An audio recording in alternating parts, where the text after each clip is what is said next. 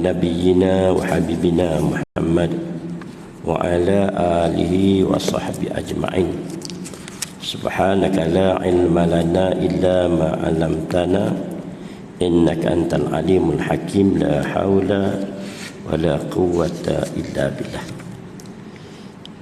Yang saya kasihi Tuan Nazir dan seluruh pimpinan Masjid Kota Damansara, Tuan Imam, Tuan Bilal, Tuan Haji, Puan Hajah, Ustaz-Ustaz, Ustazah-Ustazah, hadirin hadirat sekalian.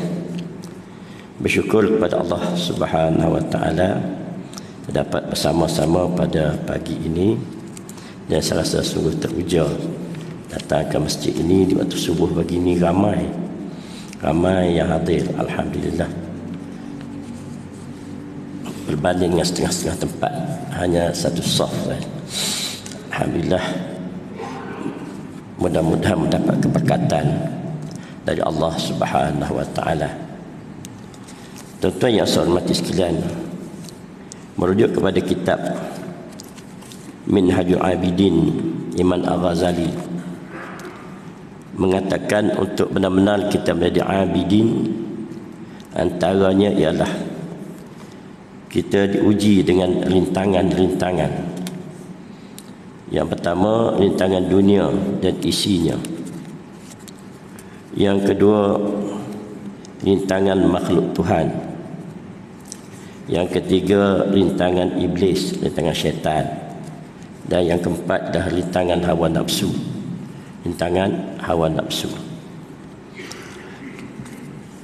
Saya telah baca kitab Minhaj Abidin ini sampai ke muka surat yang saya sebutkan tadi, iaitu amat menarik. Dia menyatakan kepada kita cara-cara atau manhaj untuk menjadi abidin, orang yang benar-benar diterima ibadahnya, dan orang yang berpuas hati bila dia beribadah. Ya, dimulai dengan peringkat pertama, iaitu menuntut ilmu, terutama ilmu akidah, ilmu mengenal Allah. Yang keduanya, mestilah mengetahui cara-cara untuk bertaubat, singkirkan segala dosa, sama dosa-dosa besar ataupun dosa-dosa kecil, membenci segala kemungkaran, jauhkan diri daripada segala riak, takbur dan seumpamanya. Manakala yang seterusnya ialah peringkat yang kita bicara pagi ini, iaitu peringkat rintangan-rintangan untuk menjadi orang yang disebut sebagai abidin, iaitu orang benar-benar hatinya terpaut, terikat dengan ibadah yang dia buat. Yang pertama disebut ni dunia dan isinya sebagai rintangan. Ya.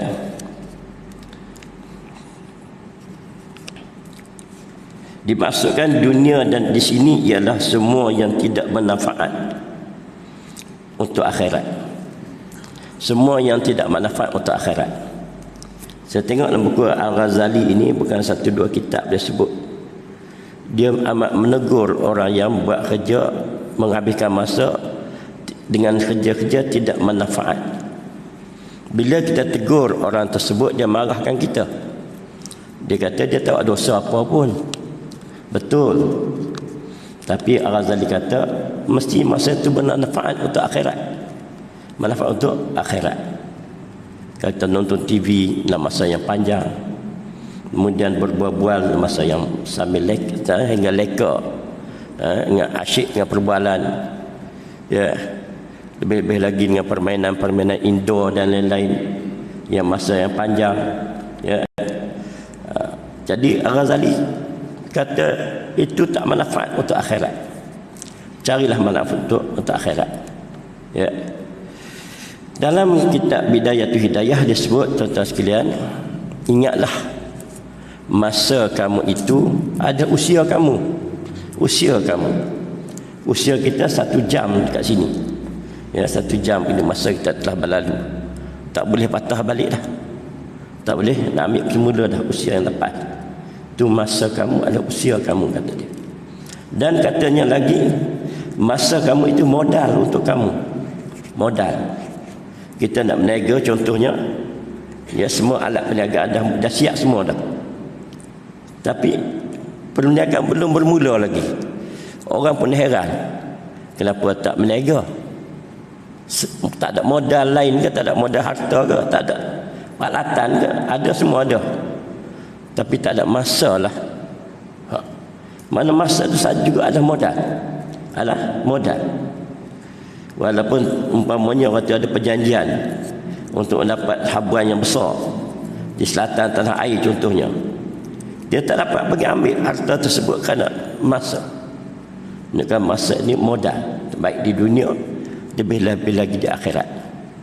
Katanya lagi, tuan-tuan sekalian yang saya kasihi, nafas kamu ibarat mutiara yang sangat berharga.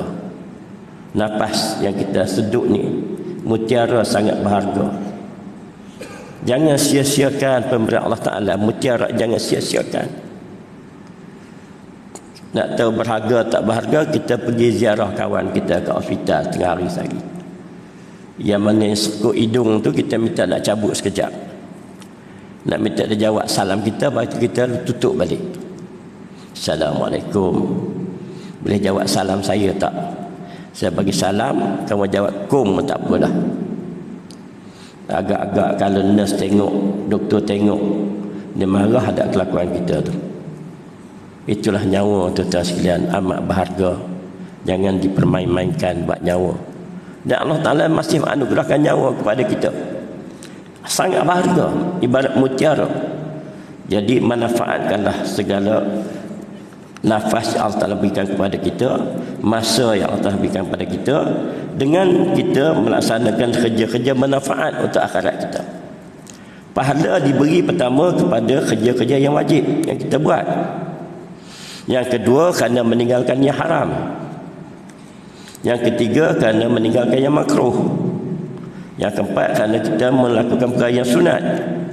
Dan satu perkara lagi, kerana kita manfaatkan masa yang kerja-kerja yang harus. Masa melakukan kerja-kerja harus. Kita berjalan bermula dengan doa. Kita berjalan menuju tempat yang terbaik. Kita pergi kedai nak beli barang untuk keluarga. Kita pergi pasar begitu juga. Kita nak minum air, kutip pahala. Minum dengan tangan kanan, baca bismillah, kata alhamdulillah, minum sambil duduk, pahala sentiasa ada. Itu maksud Al-Ghazali tu. Ya, jangan bermasa sia-sia. Jadi dikata peringkat awal, peringkat halangan yang pertama untuk menjadi abidin ialah kerana dunia dan isinya. Kita diasyikkan. Alhaakumut takasur hatta zurtumul maqabir. Kamu dilalaikan dengan bermegah-megah, seronok ke sana kemari, hingga kamu masuk dalam kubur. Halangan yang kedua, tuan-tuan sekalian, ialah makhluk Tuhan. Dimaksudkan dengan makhluk Tuhan di sini, iaitu saya baca sikit, sebahagian lagi penghalang ibadah dari yang empat itu adalah makhluk. Wajib bagi kita menjauhinya. Semoga Allah melimpahkan taufiknya kepada kita agar taat kepadanya. Sedangkan yang mewajibkan kita agar menjauhi makhluk ada dua perkara. Pertama, kebanyakan makhluk akan memalingkan kita dari ibadah dengan memasukkan kebingungan dalam hati kita, seperti yang diceritakan oleh sebahagian pada ulama. Ya. Baik.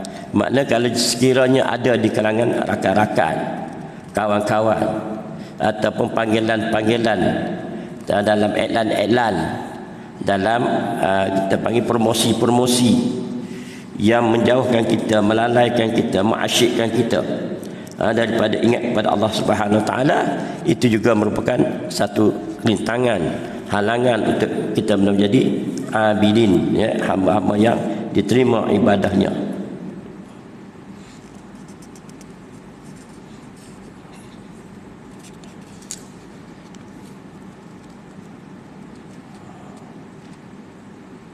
Baik. Halangan yang ketiga adalah syaitan. Ini semua kita tahu. Syaitan ada di mana-mana. Bahkan dia boleh meresap ke dalam kalbu manusia. Qul a'udzu birabbin nas, malikin nas, ilahin nas, min syarril waswasil khannas, allazi yuwaswisu fi sudurin nas, minal jinnati wan nas. Tuan-tuan sekalian, surah An-Nas ini disusun dalam Al-Quran, diletak di akhir surah. Surah terakhir dalam Al-Quran. Dalam Al-Quran menceritakan, mengajar manusia berbagai-bagai perkara untuk menjadi manusia terbaik, untuk menjadi pemimpin terbaik, untuk jadi hamba yang terbaik, untuk jadi manusia yang sangat-sangat terbaik dalam kerja buat seharian dia. Tetapi di hujung surah, di hujung Al-Quran, letak disuruh kita berlindung dengan Rabbin Nas, Malikin Nas, Ilahin Nas. Mohon perlindunganlah wahai Muhammad dengan Rabbin Nas, Tuhan sekalian manusia, Malikin Nas, Raja sekalian manusia, Ilahin Nas, sembahan sekalian manusia. Nak tak berlindung apa tu? Besar sangat ke perkara kita nak minta tu? Ya. Ni dah habis Quran semua dah ni. Dah hazam semua dah. Dah fasih semua dah. Dah faham semua apa kita nak buat, semua dah reti semua dah. Di hujung disebut minta berlindunglah dengan Tuhan yang menjadikan makhluk, yang menentukan kehidupan makhluk, yang menentukan makan minum makhluk, menentukan tempat tinggal makhluk, yang menghidupkan mematikan makhluk, segala-galanya Rabbin Nas nama dia. Malikin Nas, raja sekalian makhluk, raja sekalian manusia. Dia yang maha berkuasa, maha adil, yang maha agung, yang maha kaya. Minta berlindung dengan dia. Dialah sembahan sekalian manusia, tiada syirik bagi dia. Sembahan sekalian manusia, Ilahin Nas. Ayat besar nak minta ni. Apa dia tu? Min syarril waswasil khannas, allazi yuwaswisu fi sudurin nas. Bisik-bisikan syaitan. Al-Khannas. Al-Khannas ni maksudnya yang sentiasa memberi ruang dan peluang ke dapat masuk, dia masuk. Berbagai-bagai cara dia akan masuk. Ya. Cukup teliti dan tak pernah putus asa akan syaitan ni. Dia hanya menjauhkan diri bila seorang itu baca Quran, bila seorang itu berzikir, dan bila seorang itu menyebut nama Allah Subhanahu Wa Taala. Dalam masa yang lain sentiasa dia datang. Hatta ketika azan dia akan lari jauh. Dalam satu hadis disebut sampai terkentut-kentut. Tapi kemudian dia datang balik bila kita nak solat. Ini dia iblis, syaitan. Dia datang hingga ke kalbu manusia, hingga ke dalam hati manusia. Kita kena amalkan ni. Amalkan surah An-Nas. Nak semayang, Ghazali kata nak solat, baca dulu surah An-Nas. Ya. Kita tambah lagi sikit. Bukan sekadar nak solat, nak pergi pasar pun baca surah An-Nas. Ya, nak pergi tempat keramaian baca surah An-Nas. Di mana sahajalah minta berlindung pada bisik-bisik perkara yang mungkin memudaratkan kita. Kita ni tuan-tuan sekalian beribadah, bila betul ansur, bila kita buat pertimbangan, jadi kurang selalu. Ada duit RM5 dengan duit RM1 dalam kocik. Jaranglah duit RM5 yang masuk, duit RM1 masuk. Gitulah lain-lain pun. Dah semayang fardu, nak semayang ba'diyah, fikir dulu. Ada? Dah semayang dengan imam, nak zikir dengan imam, fikir dulu. Kita lemah sungguh buat ibadah. Bak syubhah menang juga. Bak syubhah pergi pasar, tengok makanan yang agak ragu, nak beli yang tompu, nak beli fiskit-fisbor, tengok ya kilang daripada mana, ya tengok nama sikit. Betul asurnya kita sama je tepung semua dengan rasa ikan, apa salahnya? Mudah sungguh. Ya, bab nutup aurat kita juga. Hati baik sudahlah. Hati baik sudahlah. Ya. Orang tutup aurat pun belum tentu baik. Bab tolak ansur untuk jadi baik, payah. Bab tolak ansur untuk untuk menjadi orang yang benar-benar beribadah, payah. Gagal sentiasa. Ya, lepas tu bacalah surah An-Nas, amalkan surah An-Nas. Mudah-mudahan kita dilindungi daripada halangan yang ketiga, iaitu halangan iblis dan syaitan, untuk benar-benar kita jadi abidin. Manakala yang keempat, tuan-tuan sekalian, ialah yang ini akan saya bincang panjang, iaitu hawa nafsu. Hawa nafsu. Hawa nafsu perlu kepada manusia. Kita semua ada hawa nafsu. Kita kena ada nafsu kita, nafsu nak makan, nafsu nak minum, nafsu nak beristeri, nafsu nak berkeluarga, nak berkenderaan, nak berumah tangga dan lain-lain. Ya. Tetapi tuan-tuan sekalian, ya, disebut sini hawa nafsu juga penghalang. Kita harus berhati-hati terhadap dorongan hawa nafsu yang akan menyeret kita kepada perbuatan yang jahat. Hawa nafsu adalah musuh yang sangat keji dan hina, malah mencelakakan serta sukar untuk dihindari.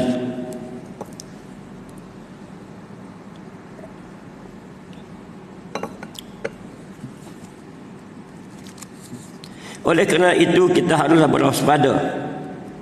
Ini disebabkan dua perkara. Yang pertama, hawa nafsu merupakan musuh dari dalam. Hawa nafsu musuh dari dalam.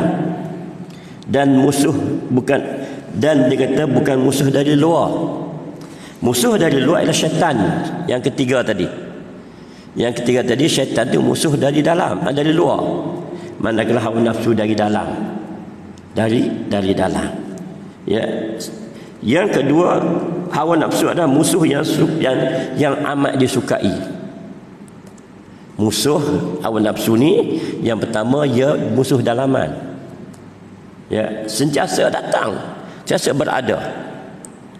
Ya, tamak, halaba, hendak kepada melayani nafsu syahwat, datang sentiasa menjadi. Ya kan? Begitu juga kita hawa nafsu juga musuh yang digemari. Memang sangat digemari oleh manusia. Maka manusia yang menyintai nafsu akan menutup mata terhadap segala keaibannya. Dia tutup mata, steady je. Nak harta banyak, terima saja, sama ada daripada yang halal atau yang haram. Ya, amat bahaya. Baik. Untuk menghindarinya, yang pertama, didik dan beri pengajaran dengan harapan dapat melakukan pekerjaan yang baik. Hati kita kena sentiasa terdidik. Lepas tu ramai pengarang kitab, mengarang kitab bimbingan mukmin, penawar bagi hati, ya, Riyadhus Shalihin dan seumpamanya, supaya kita dapat melawan hawa nafsu, supaya nafsu kita menjurus kepada yang baik-baik, bukan yang merosakkan. Jadi yang pertama, didik dan beri pengajaran kepada nafsu kita. Yang kedua, lemahkan nafsu tersebut dan tahan diri agar tidak menerus menguasai kita. Jangan biar nafsu kuasai kita. Ya. Mungkin nampak payah lagi tu Ustaz, insya-Allah dia makin kita detailkan apa disebut oleh pengarang kitab ini. Memang dalam mengendalikan hawa nafsu kita harus berusaha sekuat tenaga dan berfikir keras. Ya. Seperti yang telah kami jelaskan, Al-Ghazali jelaskan, dia kata, nafsu mesti dilawan dengan takwa dan kebaikan. Jika hawa nafsu kita diibaratkan seperti kuda yang ganas dan liar, cara apa yang harus kita pergunakan untuk melawannya? Ulama mengatakan untuk kalahkan nafsu syahwat ada tiga cara. Pertama, kekang keinginan nafsu seperti mana kekang keinginan hawa nafsu, kerana binatang yang ganas akan lemah apabila dikurangkan makanan. Macam binatang ni dicergas sebab dia makan cukup. Jadi kita pun gitu juga, keinginan nafsu tu kita kurangkan, dia menjurus pada situ. Umpamanya kita suka pada perkara-perkara yang kita yang mengaibkan. Disebut dalam Quran, la taqrabuz zina, jangan hampiri zina. Mana pula kita tak ada perempuan keliling kita, tak ada lelaki-lelaki. Ini dekat YouTube ni, dekat WhatsApp tu. Tak? Tengok sampai itu juga hampir dia dah mula dah melayan dah. Ya. Bukan sekadar sesebut awal tadi lalaikan masa, bahkan jadikan dosa. Bukan saja buat kerja sia-sia, tapi juga membuat dosa. Tengok perkara yang mengaibkan, termasuk juga perkara yang berkaitan dengan keuntungan riba dan seumpamanya. Jadi kurangkan layan benda-benda macam ni. Jangan layan, jangan dirai dia. Ya, awas. Yang kedua, hendaklah dibebani dengan berbagai ibadah. Kerana keldai pun jika ditambah bebanannya dan dikurangkan makannya akan tunduk dan akan turut sahaja. Dia kata keldai pun kalau kurangkan beban, ya, ditambahkan beban atas belakang dia ikut tuan dia nak kata apa, dia tak liar dah. Begitulah juga kita ni bebankan diri kita dengan ibadah. Bebankan kita dengan ibadah. Sebab tu tuan-tuan Al-Ghazali sebut, dah lepas pada kamu solat subuh berjemaah, nak kamu terus berada di atas tempat semayang kamu, zikir wirid bersama imam. Tuan-tuan boleh tengoklah kitab Bidayatul Hidayah. Kemudian teruskanlah kamu mengaminkan doa imam. Jika ada masa mutuh duduk di tempat tersebut, tempat kamu beribadah tadi. Bila habis nanti waktu, hingga waktu syuruk kamu berzikir berwirid, kata dia. Hari ini zikir kita dalam bentuk mendengar tazkirah daripada guru. Ya. Kemudian dia kata bila dah selesai waktu yang dimakruhkan solat, hendaklah kamu solatlah, solat isyraq dan solat duha. Dan jangan lupa teruskan berzikir dan carilah rezeki yang halal.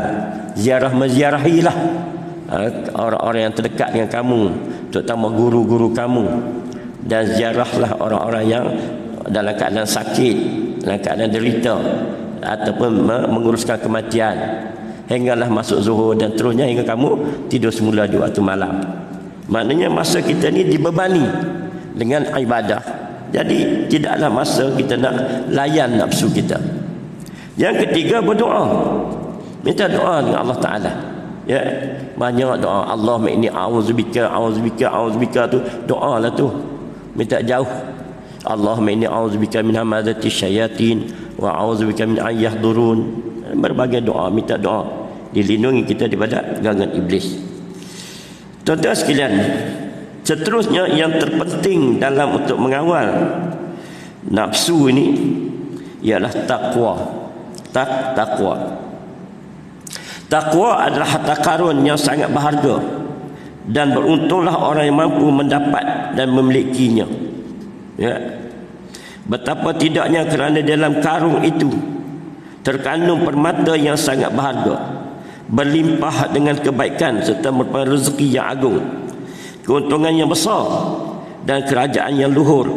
Ini seolah-olah di dalam takwa terdapat kebaikan dunia dan akhirat. Kita kadang-kadang disebut takwa, kita ambil sambil lewa je. Sebab dia selalu dengar. Ya. Tapi tak pernah kita ambil terjemahan dia. Tak pernah kita ambil makna yang sebenar-benarnya. Bila sebut ya ayyuhallazina amanu taqullaha haqqa tuqatih, baru semalam waktu Jumaat imam atau khatib menyebutnya. Ya. Kita ingat sebutan biasa saja. Sebenarnya dia ada merupakan sebagaimana sebut tadi, harta yang sangat berharga dan berlimpah kebaikan bagi orang bertakwa. Baik. Bila sebut tentang takwa, disebut beberapa firman Allah Ta'ala.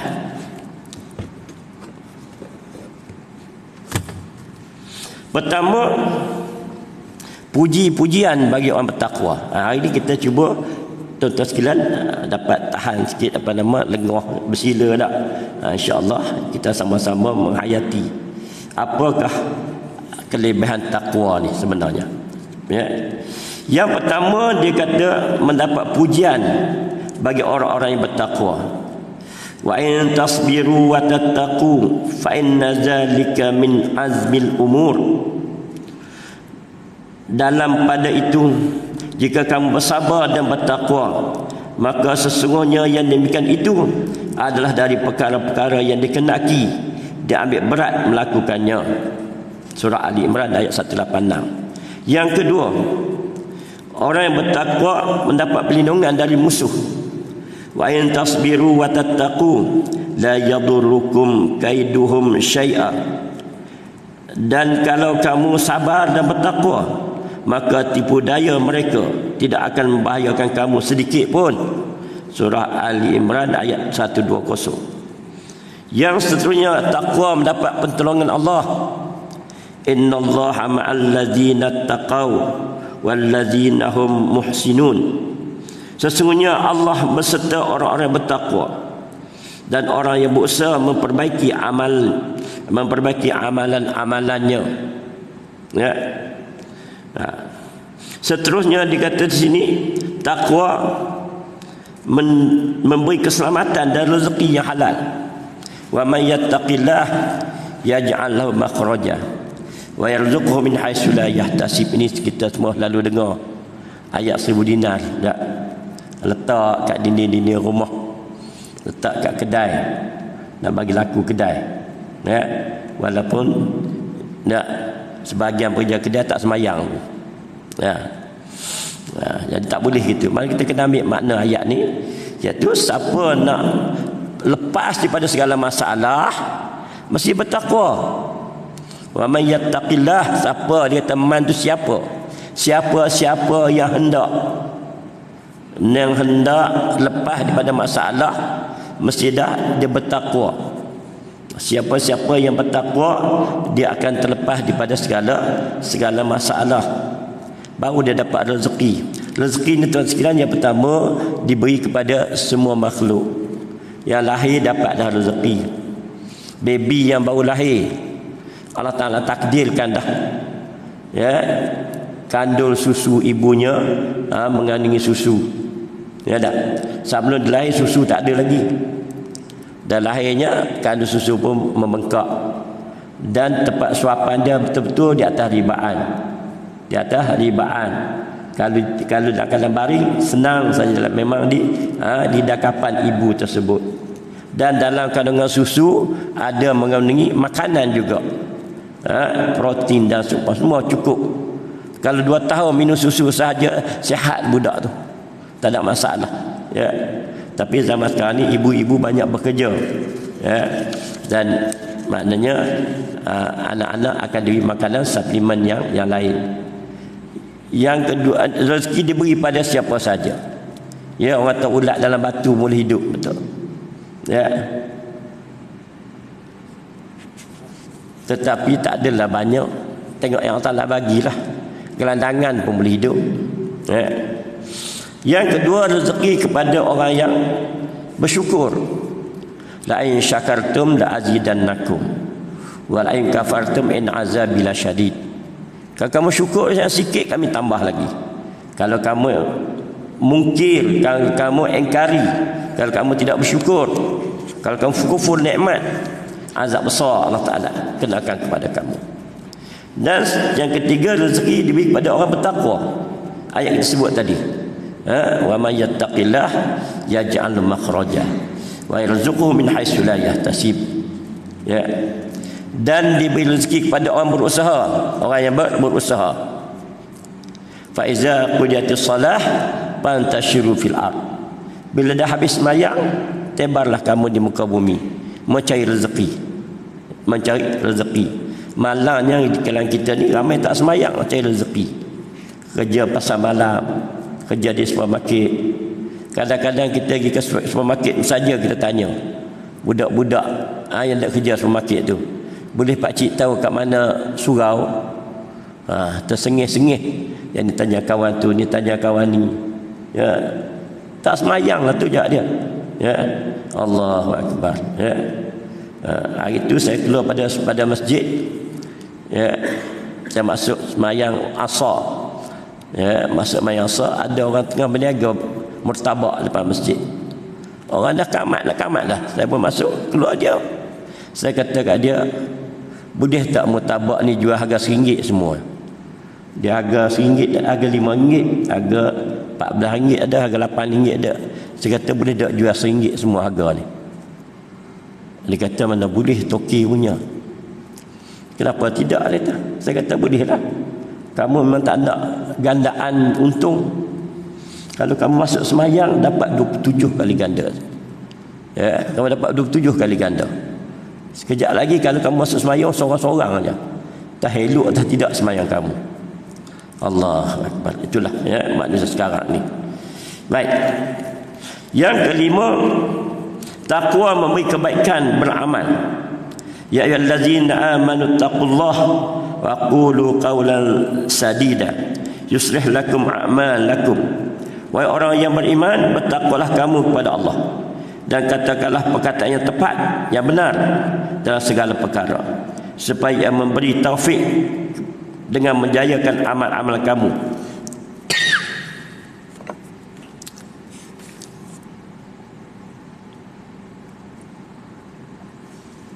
Dan Allah mengampunkan dosa-dosa kamu.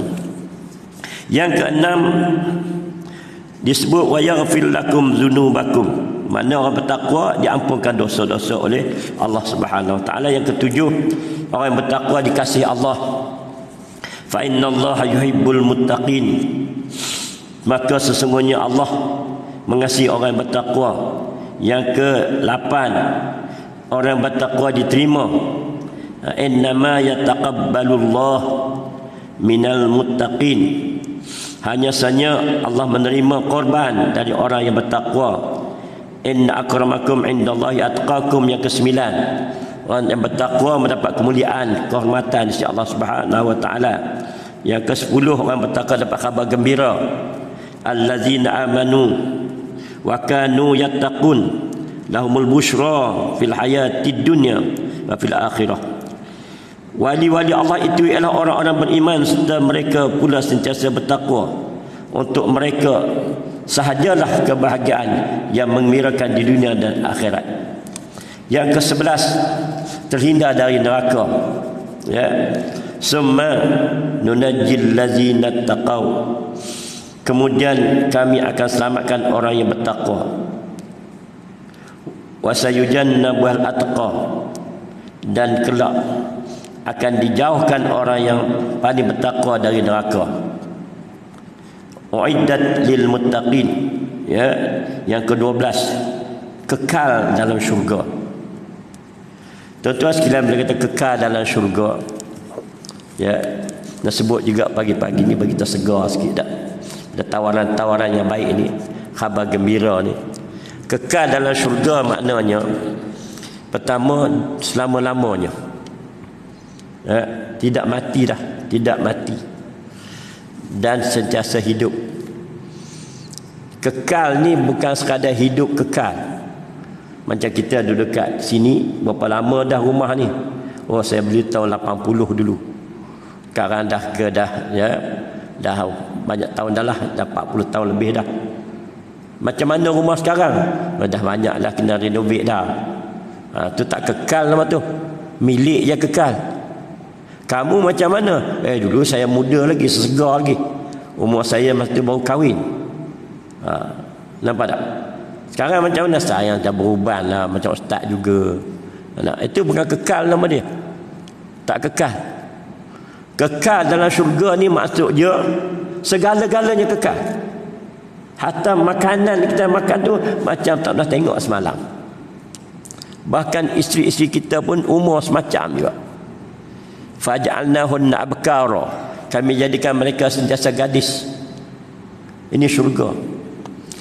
Tidak ada yang tidak handsome, yang tidak cantik bagi perempuan wanita-wanita. Ya, bidadari-bidadari syurga. Tak sebut wanita dah, sebut bidadari-bidadari.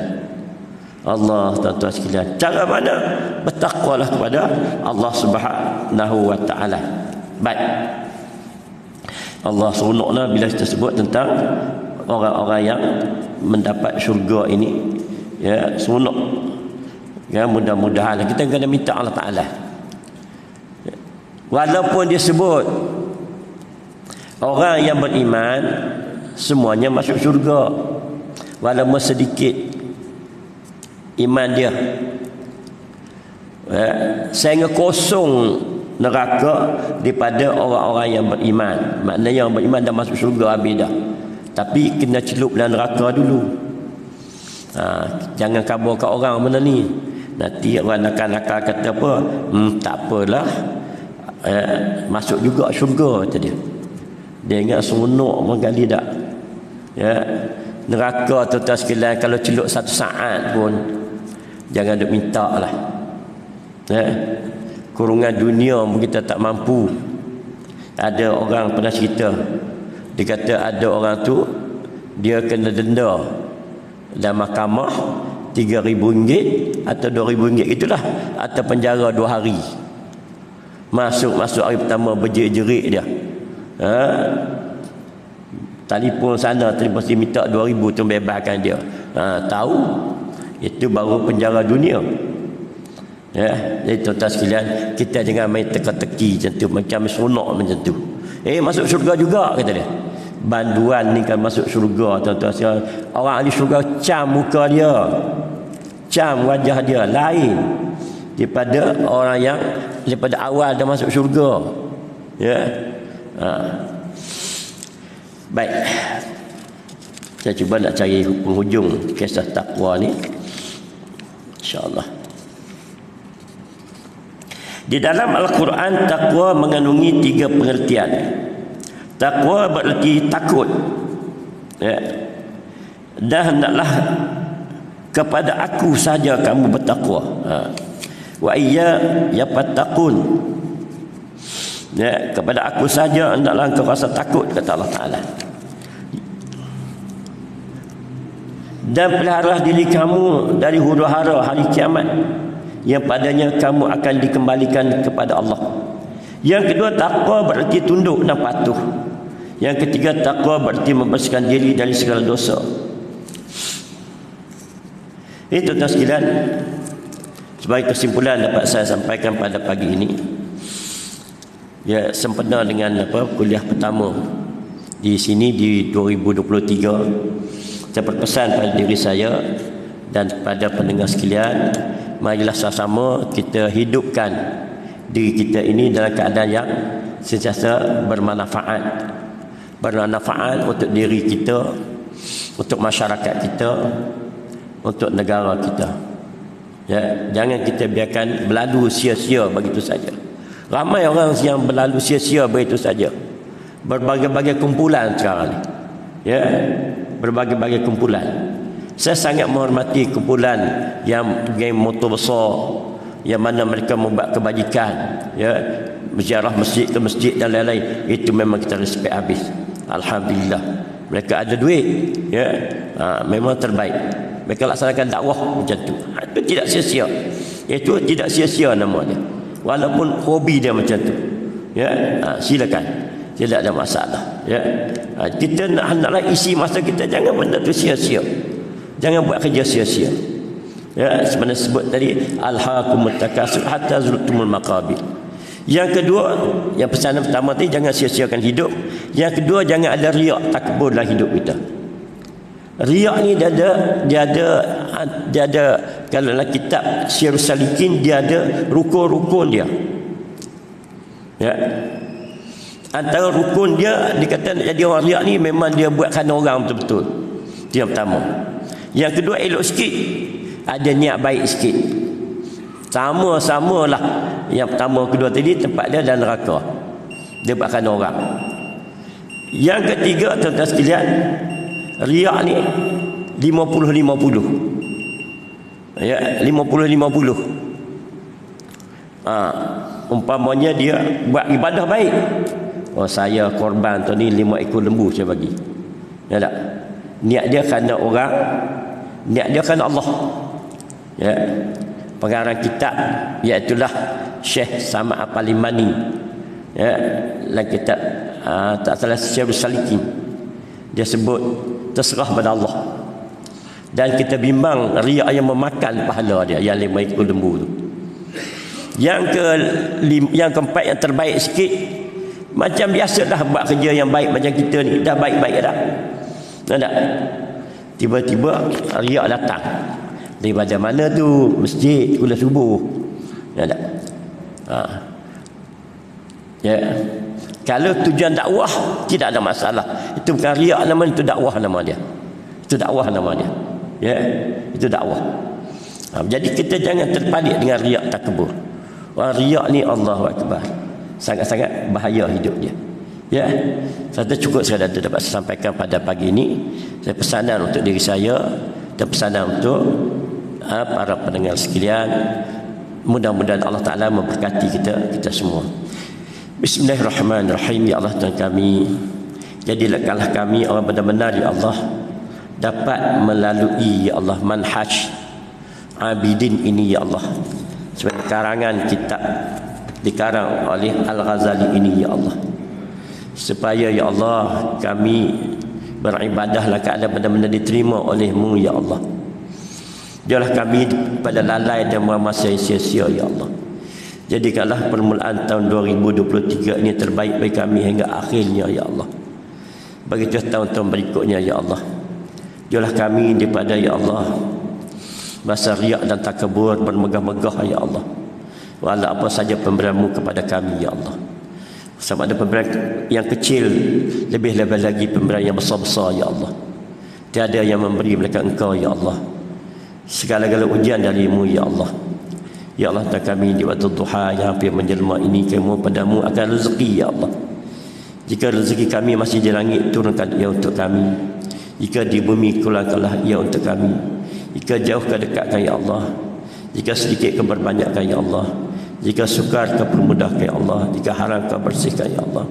Bihaqi duhaika wa bahaika wa quwwatika wa qudratika wa jamaluka wa rahmanuka wa rahimuka wa ghaniyuka ya Allah birahmatika ya arhamar rahimin. Rabbana atina fid dunya hasanah wa fil akhirati hasanah wa qina azabannar. Alhamdulillah wa billahi taufiq wal hidayah. Assalamualaikum warahmatullahi wabarakatuh.